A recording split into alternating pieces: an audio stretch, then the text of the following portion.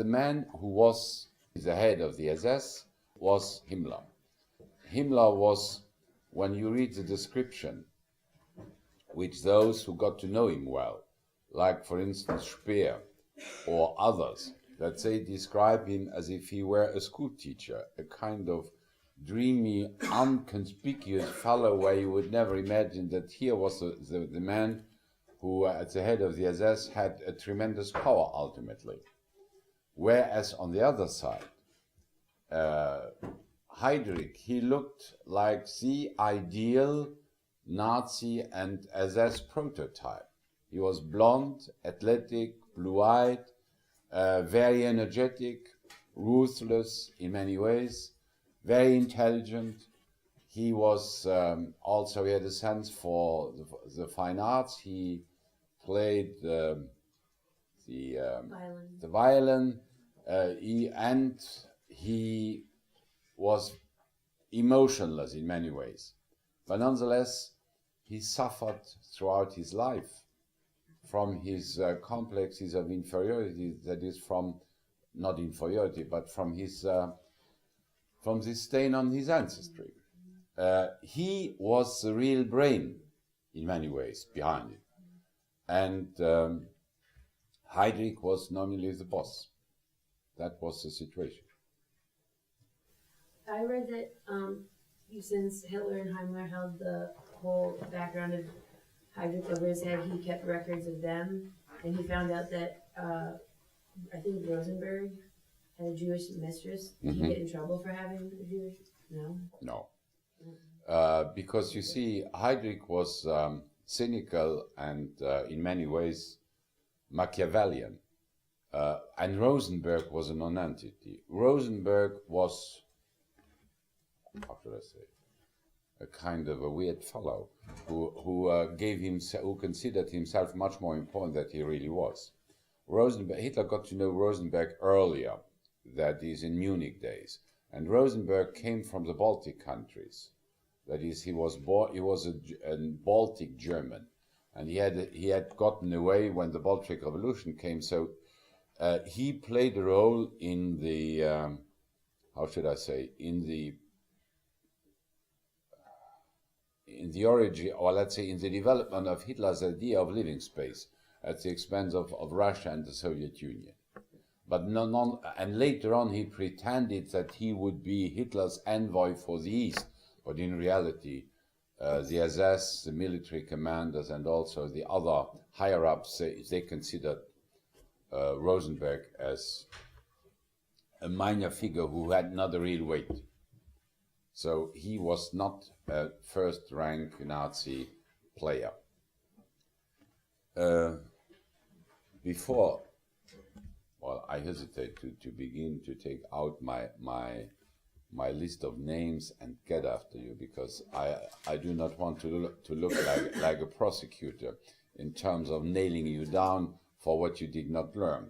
Nonetheless, it might be helpful, but I would be very tough on one or the other of you, and I do not want to single too many of you out. Therefore, I rather, before I take my name list out, I have a number of questions to ask.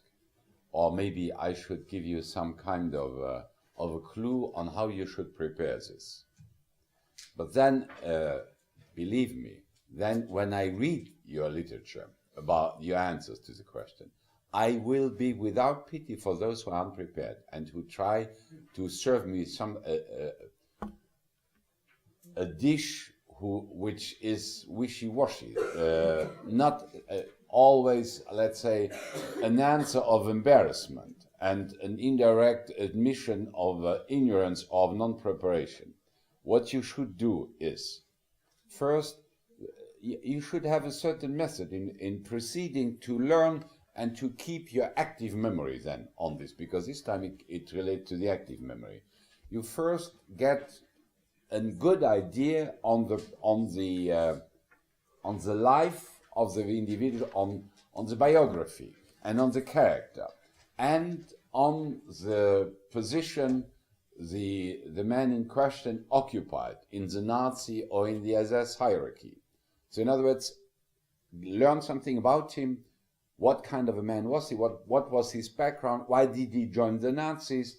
What were some of his weird or interesting, whatever, characteristics? And what did he ultimately obtain in terms of position in the Nazi hierarchy?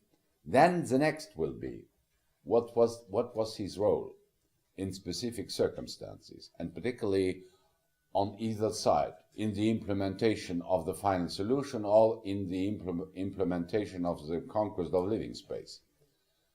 What do we know as, what was the reputation in, what were his ideas, whoever it was? What was the attitude of the person in question towards Hitler, or towards the superior, towards Himmler? How did he implement what he was expected to do at a given moment? What happened to him in the evolution of Nazi rule, and particularly at the end? Was he caught? Was he judged? How did he die? What were the circumstances? What were the consequences? How did, if he was tried in Nuremberg, what was his defense? Was he actually, did he get away, and so on? In other words, you have to ask yourself a number of questions so that ultimately it's the same as what Fast did when he wrote his chapter. He had to proceed following a certain system. And you have to review this in the same way. I have a question. How did Himmler die? He committed suicide. Yes. How did he commit suicide? Yes. Those guys all had cyanide capsules in case they would fall into the hands of their enemies, in case they would be forced to make revelations. Wasn't he like in prison though? Like, how did they not search him? Well, he probably reacted before they would investigate it, because there were doctors and dentists who would look to it. Yes? I remember reading something that he was like willing to surrender as long as he wasn't prosecuted, and then he committed suicide. Why did he do that? Look, all those guys, he and Goering, they had fancy ideas about what kind of real roles they could play afterwards. They thought that they would be accepted to deal with the Allies, as if the Allies would accept them and deal with them. But they had to find out very quickly that the Allies had no intention to deal with them. And then, of course, when they became aware, and Himmler did not want to be exposed to interrogations and to a trial, so he committed suicide at once, and he escaped before he could be seriously searched. Because the Allies, after all, we know at hindsight that those guys had those capsules. But at the beginning, not everybody among those who played a role when arresting those criminals knew what they might have and knew what to do to prevent them from committing suicide. The question remains still open, where Goering got this capsule. Because once Himmler had committed suicide, they were searched, and all kinds of fancy ideas remain where Goering was hiding his capsule. So, some of those theories are absolutely extravagant.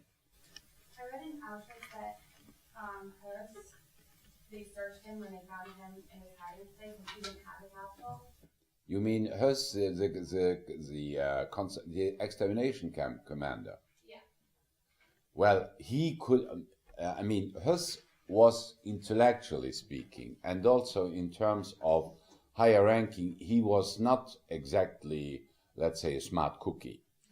At the least we can say. So in other words, he was not that astute and not that and he was. You know how he was caught? How did they catch him? Yes, because his wife gave him in. And what is interesting, nonetheless, is, and that's another question I have, he lost his position as commandant in Auschwitz. Why? Because he was having sex with one of the Jewish prisoners. Isn't that? I thought that's why. That was not the real issue. Wasn't he a Polish prisoner or not Jewish? It was not the relationship he had with his woman. There was something else which Himmler had clearly stated that he would not accept it. Just if he was so corrupt. Yes, he was taking advantage materially, financially. It was corruption. He did take advantage. You must imagine, he was not accused for later on for being cruel with hundreds of thousands of people. No, it was simply that he was in a petty way taking money, taking bribery. I mean, taking advantage of his position. He was corruptible, and an SS should not be corruptible, so he was removed from Auschwitz. And Best didn't say what happened to Frank. Like, did he get prosecuted? And then Speer, I know he was sentenced to 20 years in prison, but did he die in prison, or did he? No, he was liberated after 20 years, and when he came out, I do remember, when he came out, he was a free man, and he sat down and wrote then his memoirs. His memoirs, of course, are apologetic. That is, he explained how he ultimately fell under Hitler's spell, and then how he, from an architect, he switched over, and he became one of the Hitler confidants, because Hitler liked him because he was an architect, and he did take Hitler seriously, at least he pretended. And Hitler felt that when dealing with Speer, he was dealing with a body, in a sense, because Hitler had not, he was not suffering from exaggerated modesty, so he considered that he could speak on equal terms with Speer, and Hitler had indeed hired him not to begin with as a top organizer, as a top manager. Hitler wanted him to draw plans for the future build up of Berlin as the huge capital of the new Reich. So in other words, he was supposed to develop plans for new chancellery, for all kinds of structures which dictators want to build in order to impress their contemporaries and posterity. So it was more for his qualities as an architect that he came close, and that Hitler wanted him to work on plans for the after-war period, after the Nazi victory. But then, while he was in Hitler's close environment, he probably saw what kind of a waste and what kind of a chaos, what kind of a disorder prevailed in many aspects of the Nazi war machine, of Nazi organization. And he probably once a while mentioned, and so ultimately when the man who had been in charge of the war industry, Goering was quickly out because he was just a drug addict and a boastful fellow, a stupid guy, and who opened his mouth too often and to change uniforms every half hour. So in other words, he was removed.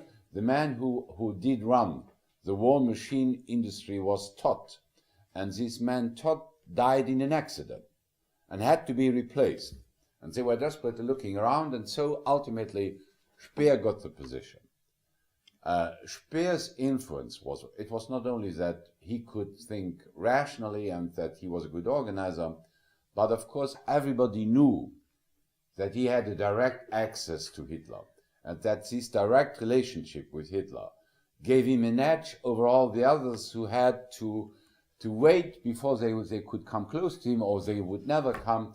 And so Speer did take advantage of his own, I would say, personal qualifications of being efficient and rationally thinking, and the kind of closeness of Hitler.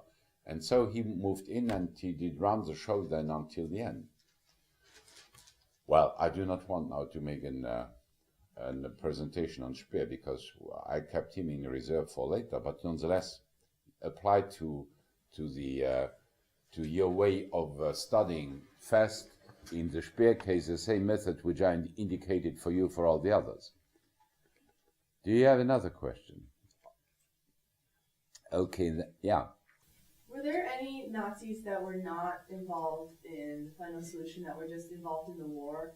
Like, would they have been tried at Nuremberg, or Let's say there were Nazi generals. There were two generals whom you could consider they were Nazis, if not to begin with, at least by conviction, and they never opposed Hitler. And these two generals were Keitel and Jodl, those who were Hitler's direct representatives, because you see, Hitler did take over step by step army responsibilities. You must imagine. Here was a guy who had no education and certainly no officer's education and no military education whatsoever. So he became, let me just make it brief extra, and then I come back to your question.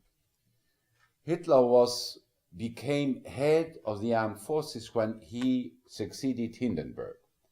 Even though he changed the name of his responsibility, he became the Führer, but nonetheless, he was, from that moment on, he was the supreme responsible of the army.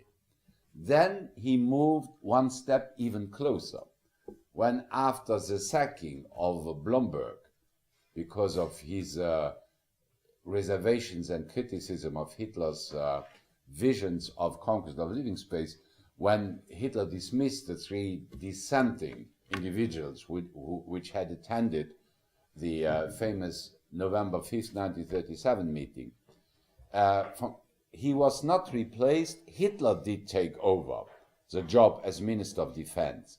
But of course, Minister of Defense would have been below what he considered his dignity.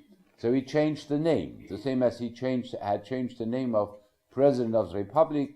The Ministry of Defense was now renamed Oberkommando der Wehrmacht, Supreme Command of the Armed Forces. So from that moment on, he was directly responsible, not as Führer, but even as, in military terms, as the Supreme Commander. We will not see it today, but nonetheless, we will speak about it next time, when Hitler's Wehrmacht got stuck in Russia and was unable to fulfill the targets he had fixed. In other words, when at the Battle of Moscow, not only was the army stopped, but it was even repulsed over a distance of 100 kilometers, Hitler then sacked the three commanding generals on the three positions, A, B, C, and even he also sacked the general who was in command of all of the army as such. He then took over the OKH, that is Oberkommando des Heeres, which means Supreme Command of the Army, not of the armed forces.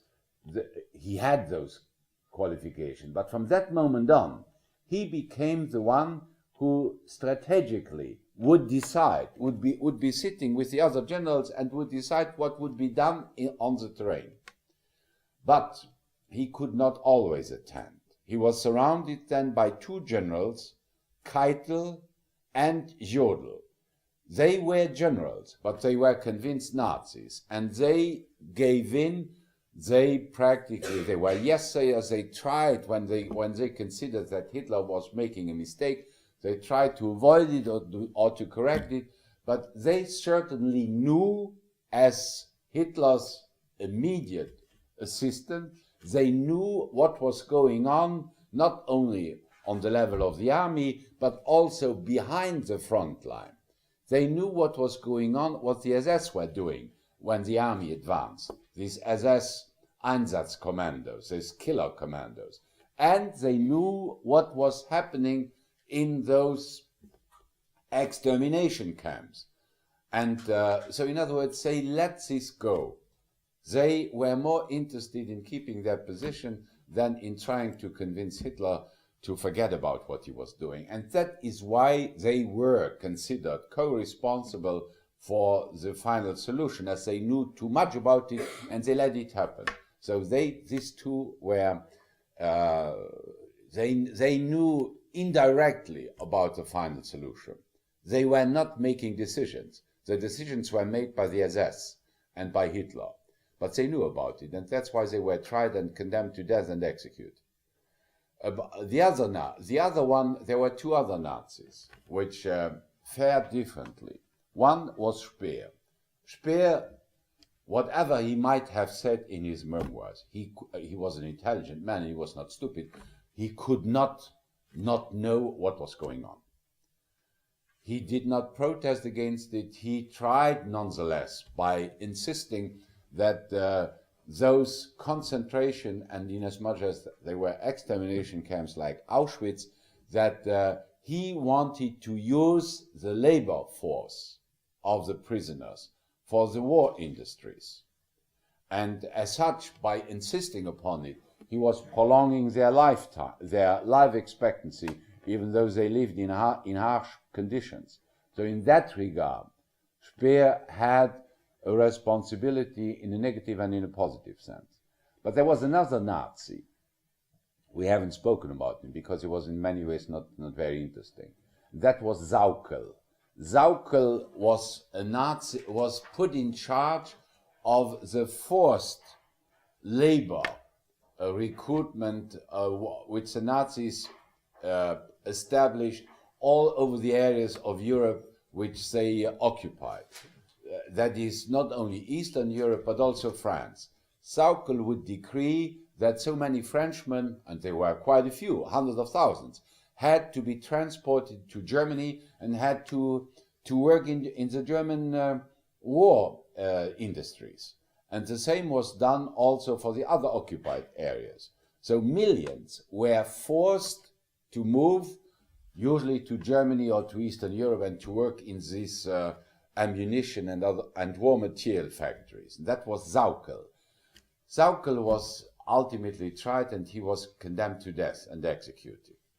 Then there was Streicher. Streicher is and I do not want to give you the impression that I have any grudges against elementary school teachers, but he was by profession an elementary school teacher. It was a shame, of course, on the profession. This Streicher was a psychopath. He was a pornographer and at the same time a Jew baiter. He was the one who accumulated an extraordinary anti-Semitic library.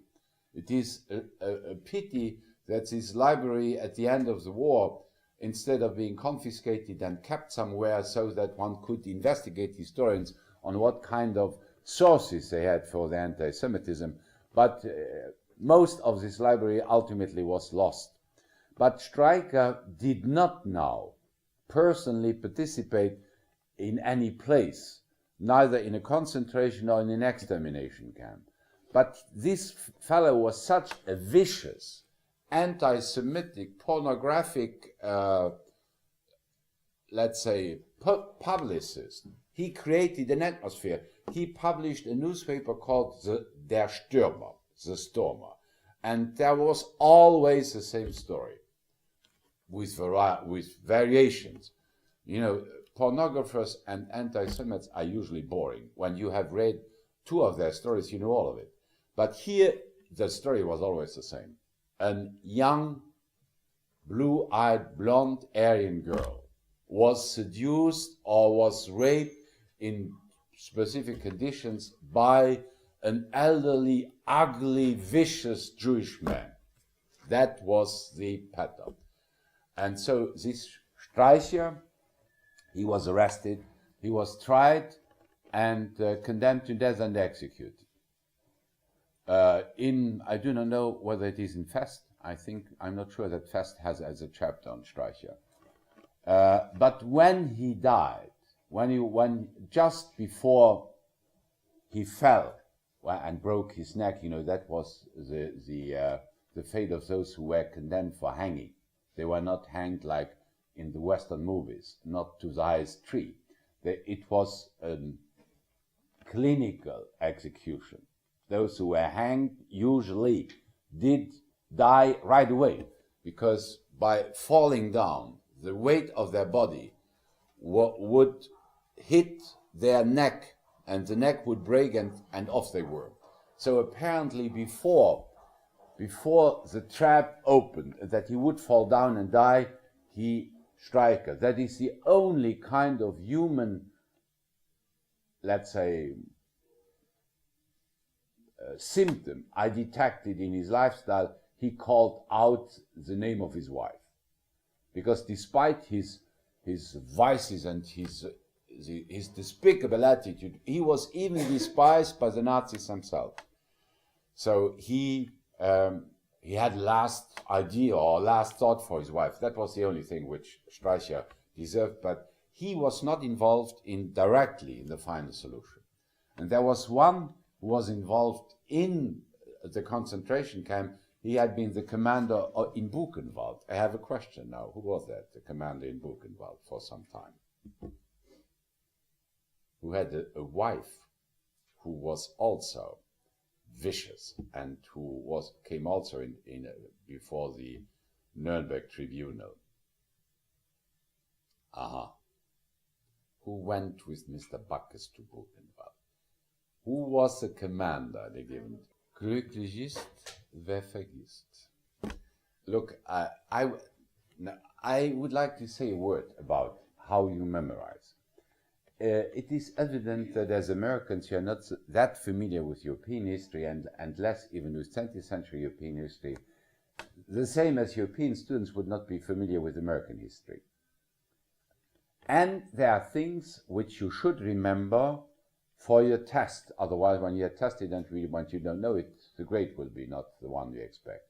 Nonetheless, you should train yourself that there are some facts which you should not forget, or at least not immediately forget, and try to put them in store with your cultural, I would say, basis.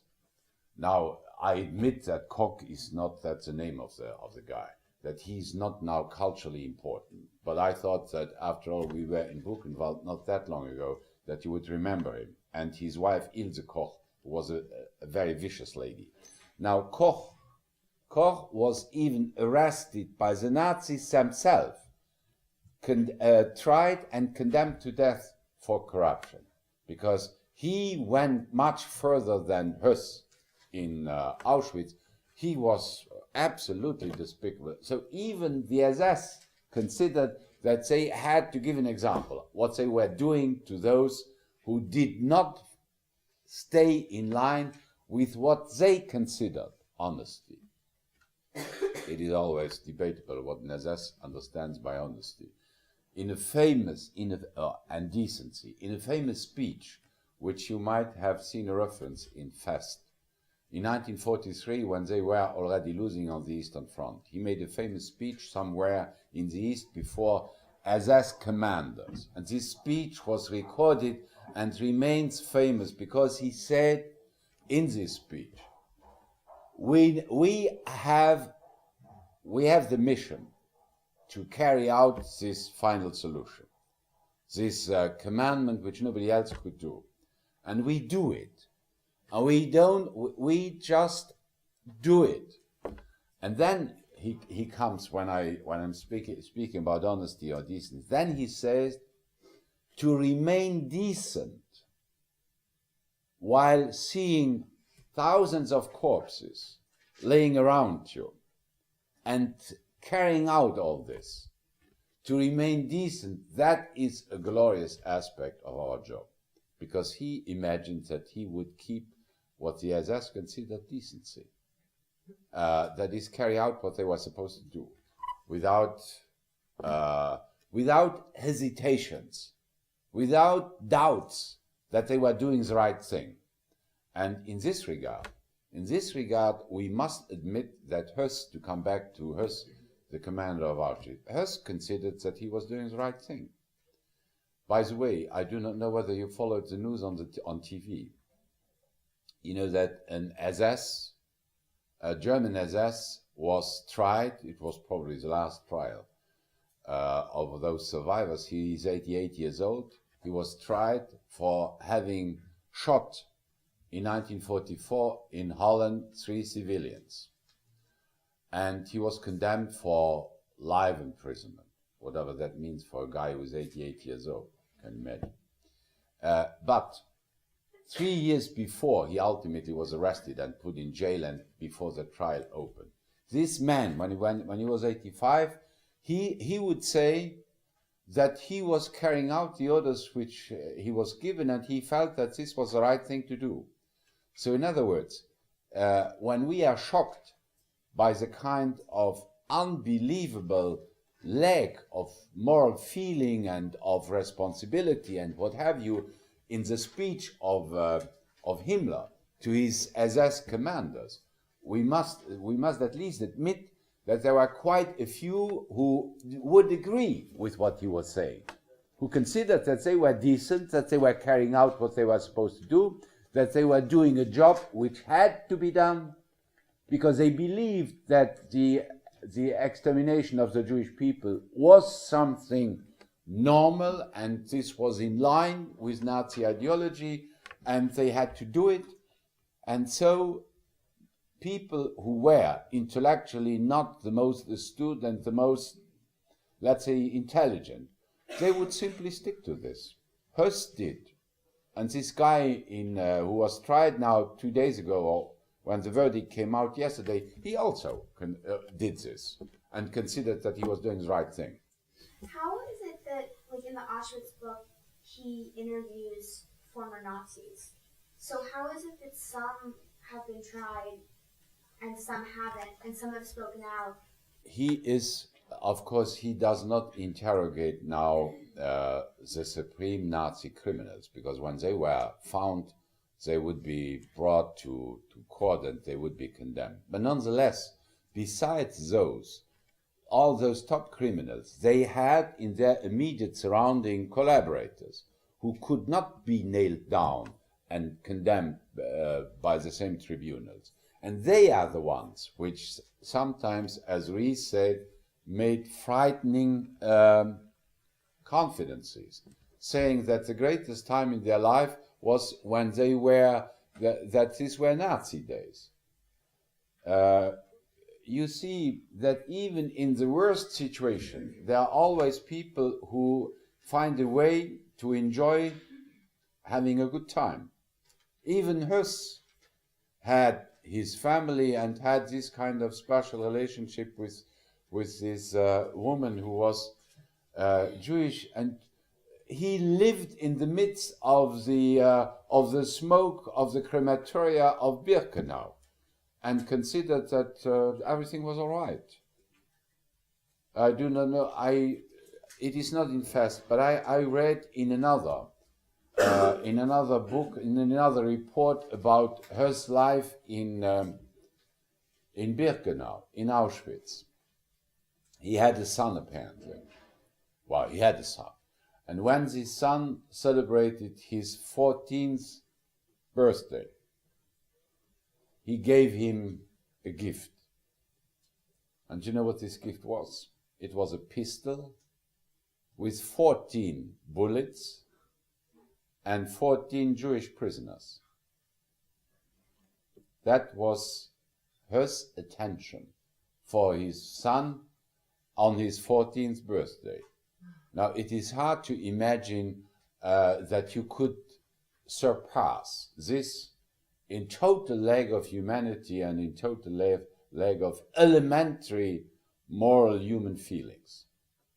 Well, when a man acts like this, then we must admit that there was a total perversion of the most elementary moral feelings and moral values among the Nazis. For them, what mattered was what Hitler had written, what Himmler had stated, and so they aligned all this. They did not, well, they said it. The Führer was always right. Himmler was always right. So it is a little bit, and you know, this was not now only the case in the Nazi world, but in Stalin's world, in the Soviet Union, in the mid and late 30s, they did not commit these excesses in terms of repulsive crimes, but they were criminals. And for them, what mattered was what the party said. The party line was always right. In other words, there was no other moral authority but what the party said. Now, what did the party say? That was what Stalin decided, what Stalin issued as an order. And you have the same kind of attitude among the Nazis, even though the Nazis had amongst themselves psychopaths, people, misfits, all kinds of human wrecks which did not belong in a normal society. But Hitler looked to it that he would also have, besides the Speers, who was, to begin with, a very decent man, that he had also the other characters surrounding him. I have another question. How did Heydrich die? He was assassinated in Prague. It was like the whole car bombing thing. Why did they decide to kill Heydrich? They were hoping that the Nazis would retaliate in such strong measures that it would inspire the rest of the Czechs to revolt against Nazi rule. That is true. That was one of the considerations. But before this consideration played, there was another one. How did Heydrich act when he was in Prague as the governor? Well, it said in Fest that he actually brought a lot of social change and made positive differences for the people, so they didn't want the Czech people to start following the Nazis, so they killed the leader that was making them. Yes. Heydrich, when he took over office, he lived up to his reputation. He arrested and shot a number of people to begin with. But then afterwards, he took a number of measures which improved the standard of living, the living conditions of the Czech workers and of the Czech people. So in other words, if you could say that, he was winning, probably discreetly, but nonetheless, a certain popularity among the Czechs. And the Czech government in exile was concerned that this kind of policy might have as an effect that the Czech population would not consider the Nazis as being just only evildoers. So in other words, he was getting a danger that the Czech people would lose a little bit their perspective and their vision and might approve what this man was doing. And so in other words, in that regard, he represented a danger. He had to be done away with because his policy of running this governorship of the Protectorate of Bohemia-Moravia, in contrast to Neurath, who was a nonentity, who just let the other Nazi fellows do what they wanted, they considered that he was a danger. And so they decided to kill him and expected at the same time that the Nazis would retaliate, that's what they did, and that then the Czech population would totally turn again against them.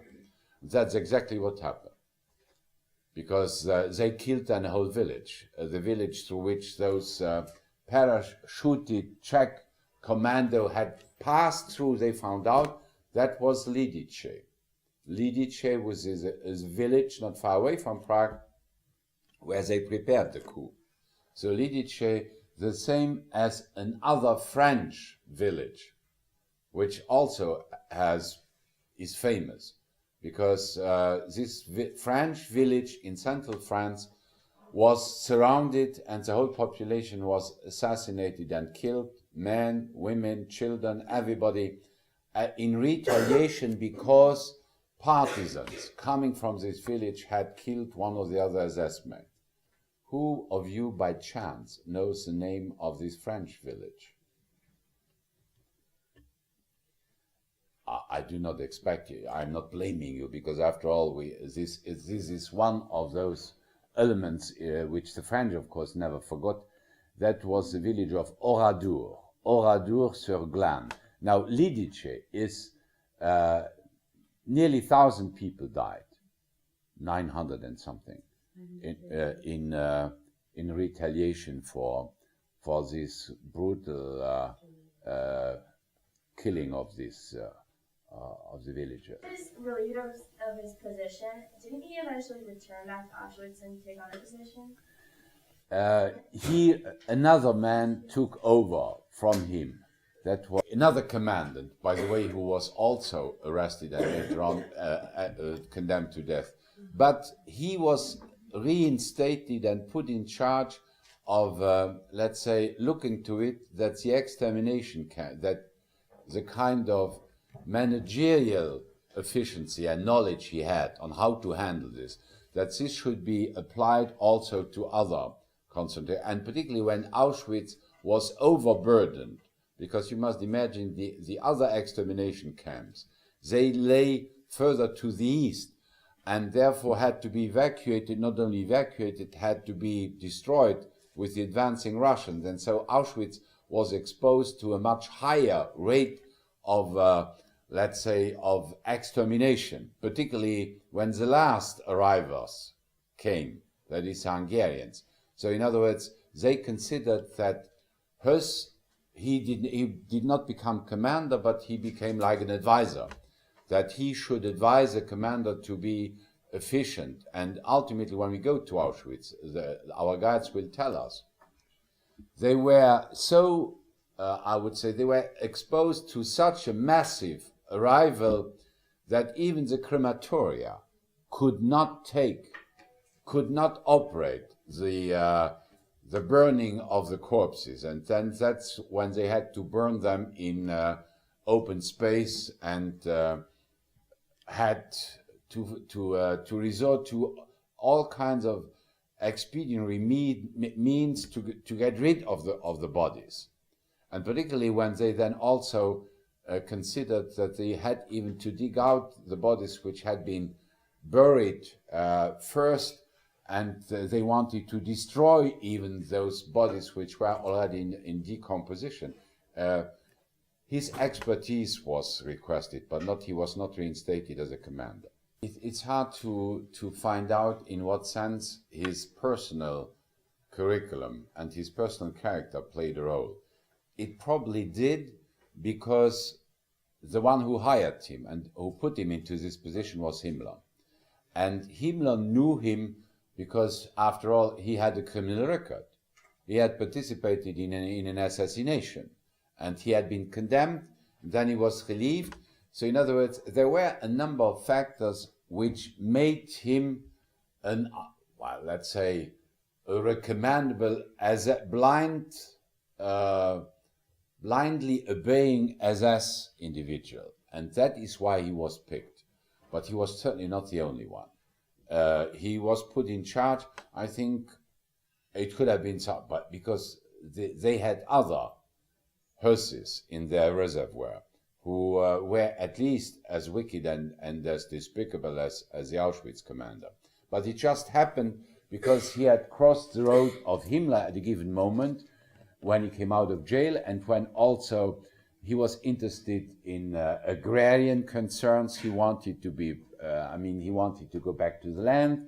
And then ultimately, when he joined the SS, Himmler felt that he was a man whom he could manipulate and whom he could practically put in charge, and who would carry out what he wanted. There is another Hess who was Hitler's secretary. And this Hess is the one who flew to England at the beginning of the war, and who expected that he could convince Churchill to make a deal with Hitler, which was stupid, of course. Now, this Hess, we will leave him where he was. We will stick to this Hess. There is even a difference in spelling between the two. Hess, the one which we are interested in, the Auschwitz commander, you spell it capital H-O, 2 dots, S-S, whereas the other was H-E-S-S. So I told you that in order to simplify your preparation, which means, as I am making a concession to you, even though we have not been bargaining, but I expect you nonetheless to be better prepared, to know better your material, these 5 personalities, which all 5 played a role. The 4 ones in relationship essentially to the final solution, and the other one, Speer, in relationship of the managing of the war, that is on the conquest of living space. It said that he had 1.2 million people killed. How did he, or he was in charge of having those people killed? Was he part of? So he was part of the final solution. You mean Hans Frank? Yes. Hans Frank was the governor of the general government of Poland, and he resided on the hill of Wawel Hill, which we will visit.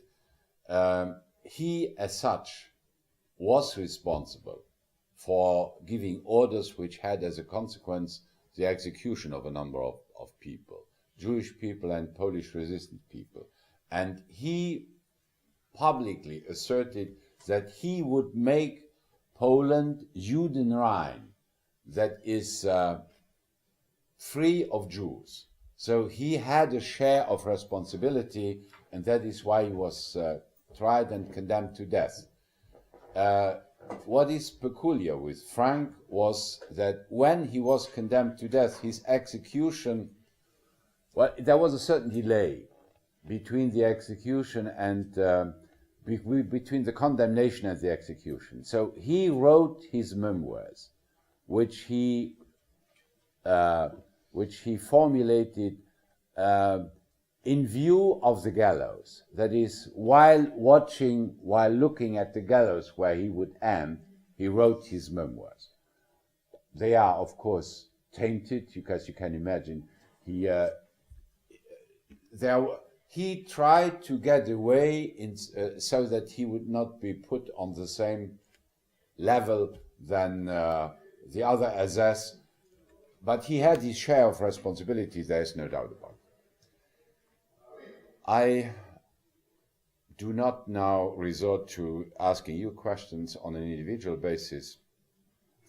I consider that you take my warnings or my advice, whatever you prefer, in vocabulary seriously, that I will not catch you off guard at the time of the final test, when I will request you to make a choice between two of those individuals. I might nonetheless add, not that you give me simply a summary of what you remember of Fest, but that I might ask you an additional question in relationship to their real role in the implementation of either one, the conquest of living space or the final solution. I revert now to our war analysis, to the evolution of the war, which on the way towards the conquest of living space. We had come to the end of the campaign in the West, that is, which had ended with a rapid, unexpected defeat of the French army and of an armistice between Vichy France, which had as it said Pétain, and Hitler Germany. Now, of course, there remained England. England was still at war, and England had at its head Winston Churchill. Now, Winston Churchill had already refused to send the French their fighter planes. The British had developed in the late 30s, they did not develop their navy, they did not launch a massive rearmament in view of the war, but nonetheless, for very practical reasons, had they developed two fighter planes, which will play a decisive role in the Battle of Britain. And these were the Hurricane and the Spitfire. These two British fighter planes were very modern, very efficient. They were as good as a German fighter plane. The names are not important. That was a Messerschmitt 109. So in other words, the British had two fighter planes which were the equivalent of the best German one. The French had requested Churchill that he should send those fighter planes over to France to help stop the Germans. Churchill refused. He kept those fighter planes in reserve for the events to come. He proposed at a given moment, he had proposed to the French not to sign the armistice, but to declare that France and England would make a kind of union, that they would unite their national governments. But of course, this proposal fell on deaf ears on the French side. They rather called in Pétain, and he signed the armistice. Nonetheless, once now France was defeated, Hitler made an offer to the British to come to sign an armistice and a peace, because their main ally was gone, and the British had not the slightest chance in the immediate future to defeat Germany, which the British knew and the Germans too. Churchill would, of course, not even bother to answer, because Churchill was more than ever decided that they would go on and hold on until Germany would be defeated, expecting that sooner or later the United States would come in. There's no doubt that Churchill was betting on an American entry into the war sooner or later. But, of course, there was now immediately the urgency was, how would the British resist to a German attack? Because Hitler, once the British refused to come to terms, he would immediately give the order to prepare the invasion of Great Britain. There was nonetheless a problem. And here you see how the, well, let's again move along the scheme origins, events, consequences. The origins were now that Churchill refused. So Hitler gave the order, we attack. But there were no war plans. The German High Command had not developed beforehand, because Hitler had not imagined that he would come into a position when he would have to implement the invasion of England. So they had rapidly to improvise an invasion of the British Islands. And there was a precondition which had to be fulfilled before any kind of serious move of invasion could be implemented. The British Navy could not defend the British Isles.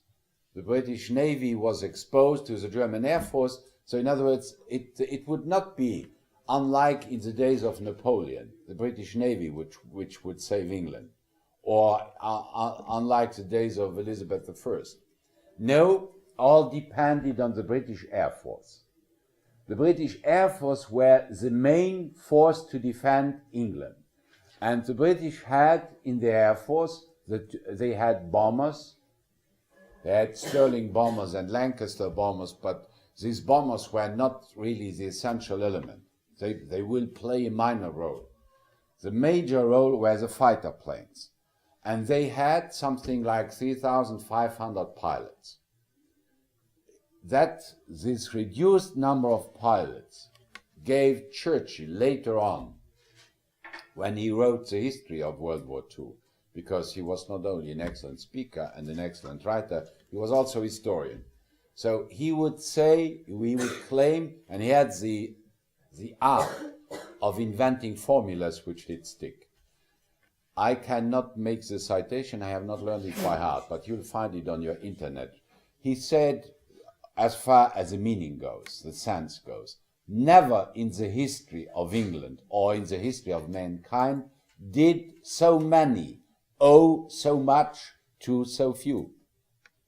In other words, never in history did a whole people, so many owe so much to 3,500 pilots, to so few. That was his formula. I wish that you would look it up for me. I will write it down so that I will make a better impression on your successors than on you, as I do not know the exact formula. But nonetheless, that was the point. Goering boasted that he would look to it, that the Royal Air Force would be knocked out and that the conditions would be fulfilled, that the landing could take place. And so started, for good, the Battle of England. The Battle of England started in late July and lasted until, the heart of the battle lasted until mid-September. So for about 6 weeks, throughout August, at the beginning of September and late July. Now, yes? This is still 1940. 1940, yes. That was the Battle of England. And Hitler had invented a name for the whole plan to invade England. He called it Operation Sea Lion. The Nazis had always a sense of formulas too, but the Operation Sea Lion will ultimately be postponed indefinitely.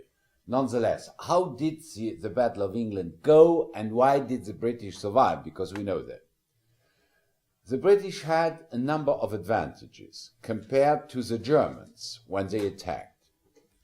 First of all, to begin, I already told you they had excellent fighter planes, in also, if not sufficient, at least in great number. So they had the material means to fight. Secondly, they had developed a pre-warning system, which the Germans ignored and which the Germans did not have. That was the radar. The British had the radar. In other words, when the Germans took up on their northern French airfields to move towards England, the British immediately, when the Germans were up in the air, they could see that there was an attack coming in. So the Germans could not take them by surprise. The British fighter planes were up in the air when the Germans arrived. And that was a definite advantage. The Germans could not destroy, there might have been minor incidents, the British planes on the ground. In some instances they did it, but that was minimal. That was another thing. The next thing was the British were fighting over their own island. The Germans were fighting away from their starting point, from the airfields, and the Germans, even the German fighters, had only a limited time where they could stay in the air. In other words, just for lack of fuel, they would have to return. And so this meant that the British were much more mobile and could stay without problems as long as the Germans were around.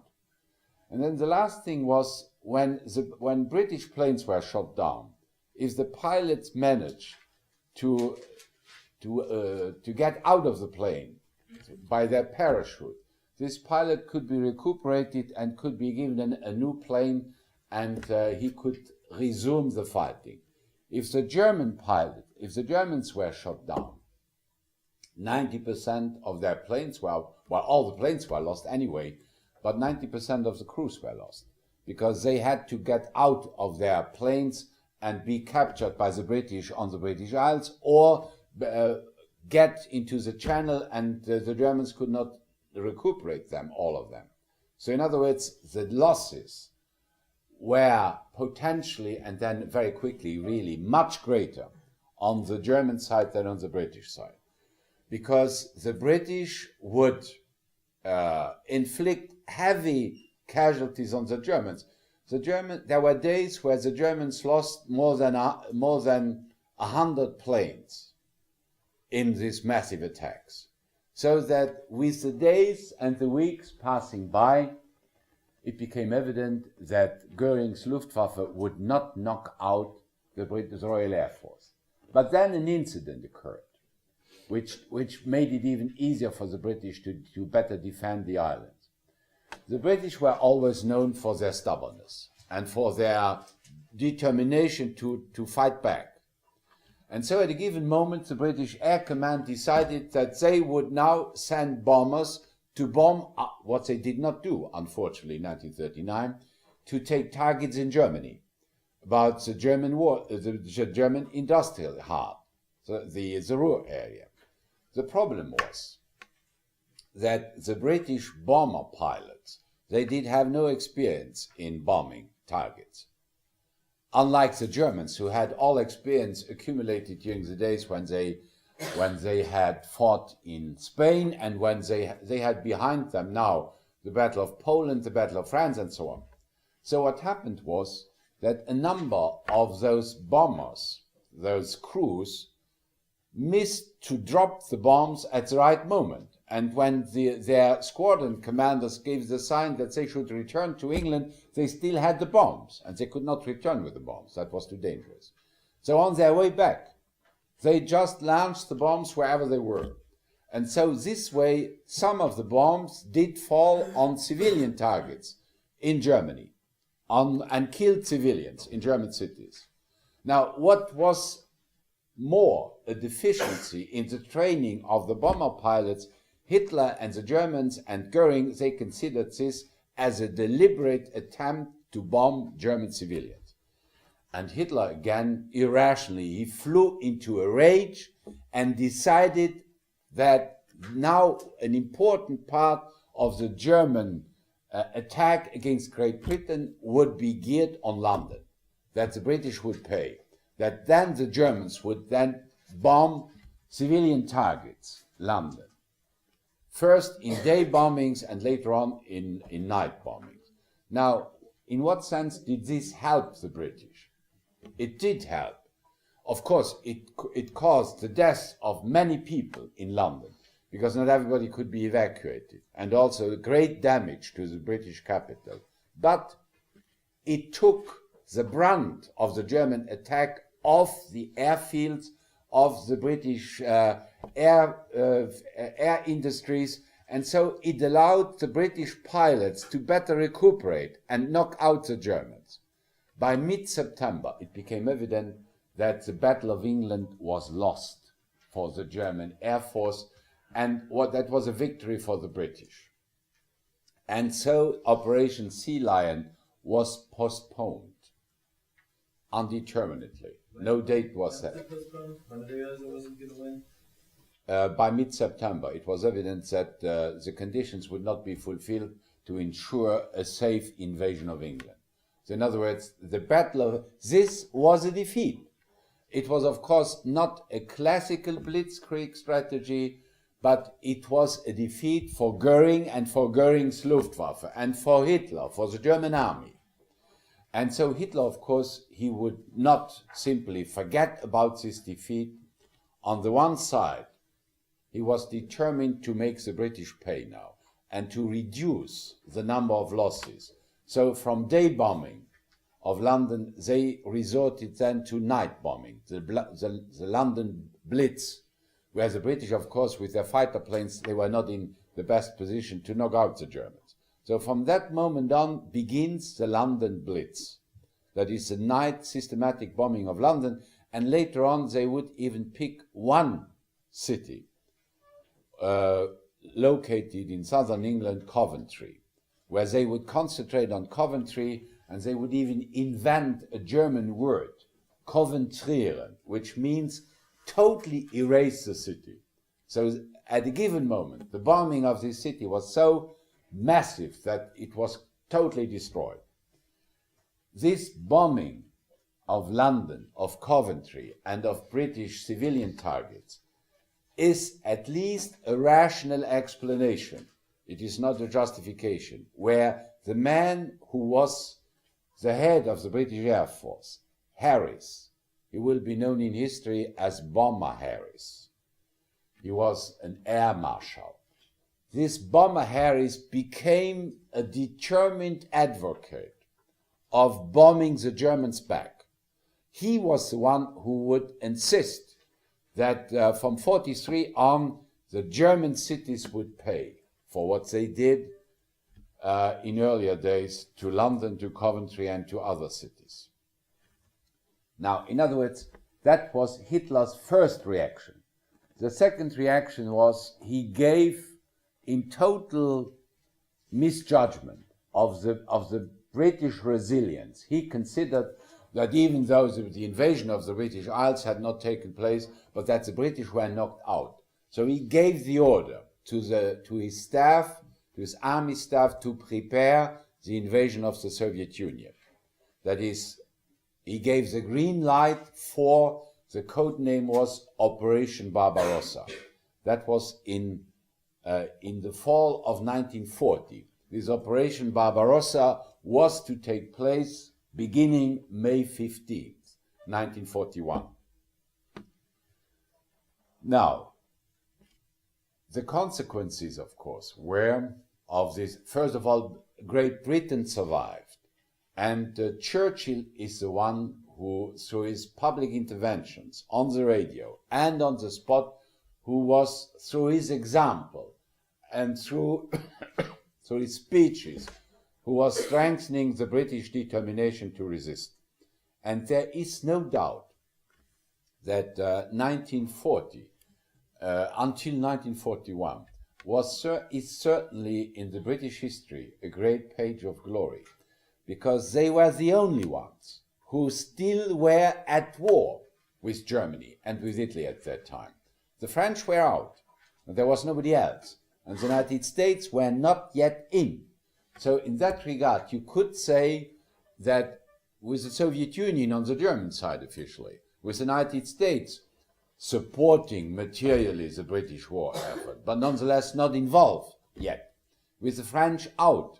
So one had to have really an extraordinary resilience and determination to go on fighting. That's the least one can say about the attitude of the British. Now, let's move now towards the next target, that is the beginning of the conquest of living space, which was interrupted, which will be delayed, but we will see that afterwards. First of all, Stalin. Stalin was upset about the German victories. He had not expected that the German victories would be so fast, so blatant. And as Hitler was already smoothly preparing the Operation Barbarossa, German army units would move into Bulgaria and into Romania, that is, into Eastern European countries. That was something which the Russians, of course, noticed, and where they were concerned about this. Not yet that they expected an immediate attack on the part of the Germans, but Bulgaria and Romania were historical spheres of influence of Russia. Russia in the 19th century, from the beginning on, had always shown its interest in the Balkan area and in Bulgaria and Romania. And that is why Stalin reacted by occupying what was left in this secret clause, which in the treaty what Hitler had signed with him. He occupied northwestern Romania, what is today Moldavia. And he sent his Minister of Foreign Affairs to Berlin in December 1940 to ask Hitler and the Germans a number of embarrassing questions. Among other things, what the German troops were doing in Bulgaria and Romania. While Molotov was the Russian Minister of Foreign Affairs, while he was in Berlin, having his talks with Ribbentrop, the Nazi Minister of Foreign Affairs, the British Air Force was bombing Berlin right at that time, so that they had to go into the bunker, into the underground area where they were on the safe side. And while they discussed about this, Ribbentrop would encourage the Russians that they should Molotov, that the Soviet Union should expand southwards into Persia, into India, into those areas where British interests were directly involved, claiming, when he spoke to Molotov, that the British were out from the world stage, that they were knocked out. And then Molotov said, if the British are out, who is bombing us right now? And that was certainly something which Ribbentrop did not appreciate, and even least Hitler. So in other words, the relations between the two dictators were getting sour by late 1940, early 1941. And so the German preparations for the attack against the Soviet Union continued. But then, before we concentrate now on that, but then in March, April, two events made Hitler delay the date for the attack. The two events were the following. First, Mussolini. Mussolini, who we haven't spoken about him, Mussolini felt that he was not only the junior partner, but that he was a kind of lost player in Hitler's game. And as he was jealous of Hitler's glory, having conquered Poland, having occupied Scandinavia, defeated France, particularly as with the defeat of France, Mussolini was frustrated. When the French were already down, before they signed the armistice, Mussolini all of a sudden declared war on France. And he expected that Hitler would invite him to be there when they would sign the armistice, and that he had already very clear ideas of what he would request the French to give to Italy. He wanted he wanted from the French Tunisia and also Nice, that is the Côte d'Azur, which the Italians had given to France in the 19th century for the price the French had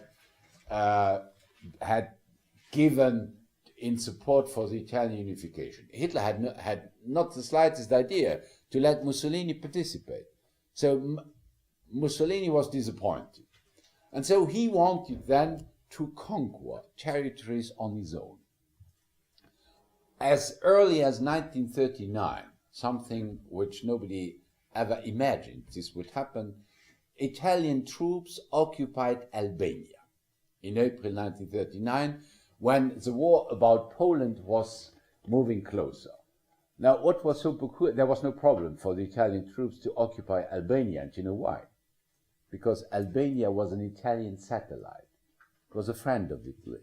Now, of course, there was no resistance. The Albanians did not expect that the Italians would occupy them. But Mussolini could boast, I have a territory.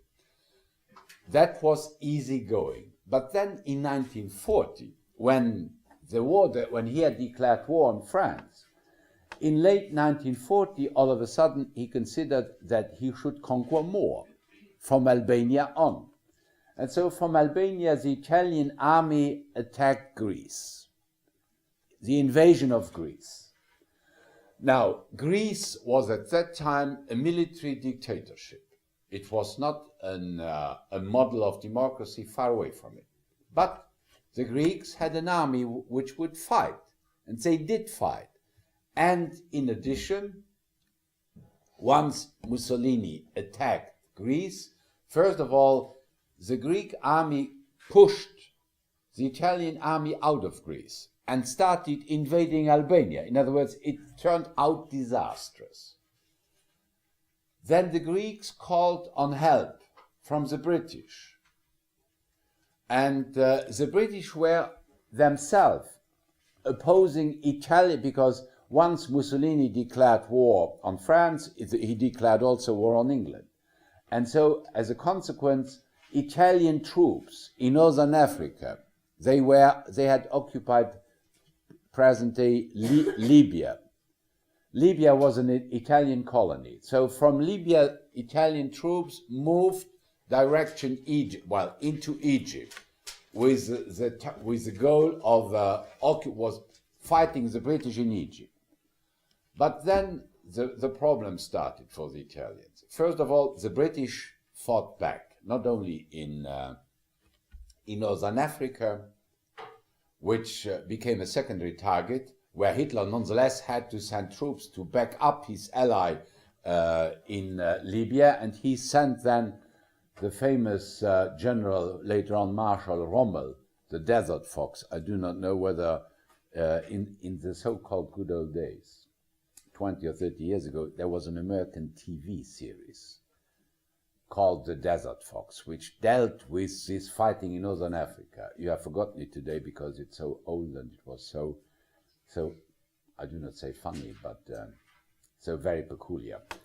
But it was not in Libya where the shoe did hurt. It was in Greece, because the British sent support to the Greeks. And British troops landed on the Greek mainland and on the Greek island of Crete. Now, this created a problem for Hitler. If the British were on his southern flank in Greece, and the Italians were in serious trouble, he could not dare to have British troops in a position to attack him on the right flank. So he had to do something about it. But it was not only the Mussolini mishap in northern Africa, and particularly in Greece, which made Hitler at least delay the attack. It was also a political coup which happened in Yugoslavia. Yugoslavia had been pro-German. It was, since the Germans had occupied Austria, the relations had been excellent, and Yugoslavia was providing the Germans with a number of rare metals to support the German war effort. Now, in April 1941, a coup occurred in Belgrade. So officers and other politicians were taking command. Yes, Megan, you have a problem. Where did it occur again? In April 1941, Where? in Belgrade, capital of Yugoslavia, present-day capital of Serbia. So in other words, the putschists, those who did take power, were anti-German, pro-Russian and pro-English. So in other words, now they officially proclaimed their neutrality. But Hitler was not the dupe. Hitler was not taken in. So the new leadership in Yugoslavia was clearly not favorable to Hitler, and rather had sympathies for the British and for the Russians. Is that what spurred the coup? The fact that Yugoslavia was signing? They tried to get away from this alliance with Hitler, that's true. So in other words, there were two reasons for Hitler to change his strategy, because now there were not only the British in Greece, now there was Yugoslavia, also hostile, potentially hostile. And so he reacted abruptly. He gave the order to the German army, which was preparing from Bulgaria and from Romania to move up against the Soviet Union, to turn around, and also other troops to prepare the invasion of Yugoslavia and Greece. So these were the origins of the so-called Balkan campaign. The Balkan is the regional term given to this whole southeastern European area, which included, of course, Yugoslavia and Greece. And so the German army turned around, and here a blitzkrieg strategy prevailed. In a lightning attack, they did overrun Yugoslavia and Greece. They used their only paratroopers division to land in Crete. Most of the German paratroopers were wiped out by the British, but nonetheless they occupied Crete. So in other words, they were able to defeat the Greeks and the Yugoslavs. The Greek and the the Greek government went into exile to Egypt, which was controlled by the British, and the Germans occupied these two countries. What were the consequences of this delay of this Balkan campaign? At first sight, it was a victory. Hitler had removed the danger of being exposed momentarily to an attack from the south, from the Balkan area. But on the short and mid-term, not to mention the long run, it was a setback, because the Germans had now to station in these two areas 20 army divisions to keep control over the area, because Greece and Yugoslavia, if you look on the terrain, it is a hilly, forested area. So in other words, it's an excellent ground for guerrilla war. And that's exactly what immediately occurred. Quite a few of the troops in Greece and in Yugoslavia, they threw away their uniforms, withdrew into the mountains, and started then attacking the Germans in the typical guerrilla fighting. So in other words, Hitler had to invest 20 divisions, which he badly would have needed, on the Russian front. He turned them into the Balkan area. And the other thing is, the delay now was such that instead of attacking, there was no way that he could stick to the original plan of attacking on the 15th of May. He had to delay it to the 22nd of June. Now, these were more than 5 weeks, which the Germans badly would have needed in their attempt to knock out the Red Army later on, because this meant in clear that the Russian winter would come 5 weeks earlier. But these were conditions and these were consequences which will be felt only a little bit later. So in other words, before now attacking the Soviet Union, the Balkan campaign brought this delay and these other consequences, the occupation of Greece and of Yugoslavia. But he could turn around now and prepare the attack for the 22nd of June. He had prepared this already from late fall on.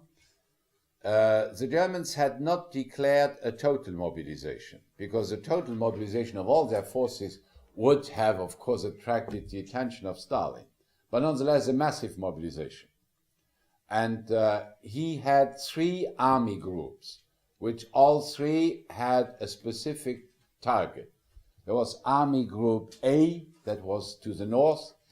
This army group had as a goal to occupy Leningrad. Army Group C, that was the center, had as main target Moscow. And Army Group C, which was the south, had to occupy the Ukraine, the Russian food and also heavy industry reservoir. This was how Hitler had prepared. Now, Stalin had been warned about these preparations. And one of the mysteries is there has never been a case where so many warnings were disregarded than in this case. Stalin had been warned by the British, who had their intelligence service had collected material indicating clearly that the German attack would come against the Soviet Union. He had been warned by the US intelligence service. He had been warned by 2 of his own agents. One was a Russian spy, which was a German doctor in the German embassy in Tokyo. That was Richard Sorge, S-O-R-G-E. This Richard Sorge had news from the German embassy in Tokyo that there was an impending attack against the Soviet Union in full preparation. And he had an agent in the very military high command of the German army, which had passed news on a Russian spy ring in Western Europe called the Red Chapel. All those warnings, even of his own agents, Stalin disregarded them. There remains a mystery why. Because he did this away by explaining that this was intoxication, that this was a deliberate attempt by the Allies to turn Hitler, to turn him against Hitler, even though he knew from Hitler's Mein Kampf that a showdown would come. But Stalin expected the showdown to come much later. So that was one thing. The surprise worked, despite the warnings. Secondly, Stalin had made another grievous mistake. That is always when dictators have the last word and when nobody dares to contradict. Stalin had stationed the bulk of his forces much too close to the German lines. In other words, they were much too advanced, so that they were exposed to the German breakthroughs of the German armored divisions, which would encircle, which would be in a position to turn around and encircle huge army units of the Red Army. And that is exactly what will happen. Then there was a last deficiency, which was also Stalin's doings, and that was that in 1937, Stalin had purged the Red Army. When I say purged, that is the officer corps of the Red Army. He had done away with more than 30,000 officers, from the middle to the highest ranks. When I say done away, in most cases they were shot. In quite some cases they were arrested and sent to labor camps, and were replaced then by new arrivals who were appointed to positions because of their Stalinist allegiance rather than for their military competencies. So in other words, the leadership of the Red Army was seriously weakened by these purges. I have now a delicate question to ask you. Who had helped Stalin to purge the Red Army on the German side? Aha. I caught you all off guard, because it's mentioned in Fest. Who? It can't be true. I cannot believe that nobody has seen that. Ribbentrop? Ribbentrop? You want to make a joke? Ribbentrop is not on the agenda here. It was one of the 4 I expected you to study. Well, you want to push me to commit an intellectual teaching harakiri here, because nobody. I am the prophet in the desert, the voice in the desert. Is that Hydra? Yes, Heydrich. Heydrich had provided the material, forged material, allegedly that there were higher officers in the Red Army who collaborated with the Germans who betrayed. Heydrich had been the one who had given this material to the Russian secret police. And this was, well, it might not have been the decisive thing, but nonetheless, it was used by Stalin to do away, particularly with the man who was the real strong man in the Red Army and who had shown his capacities. That was Marshal Tukhachevsky, who was badly beaten before he was executed. So in other words, Stalin did not listen to the warnings. He had stationed his troops much too close, and he had nominated, after the purges, generals and marshals to the top positions who were not up to the challenge. For all those reasons, when the attack came, it looked as if the Blitzkrieg strategy would work. Ultimately, it didn't. What I would like nonetheless to mention here, even though it is out of context of the conquest of living space, but you should nonetheless watch it up it's in Lawrence Rees, and it's certainly in Davidovich.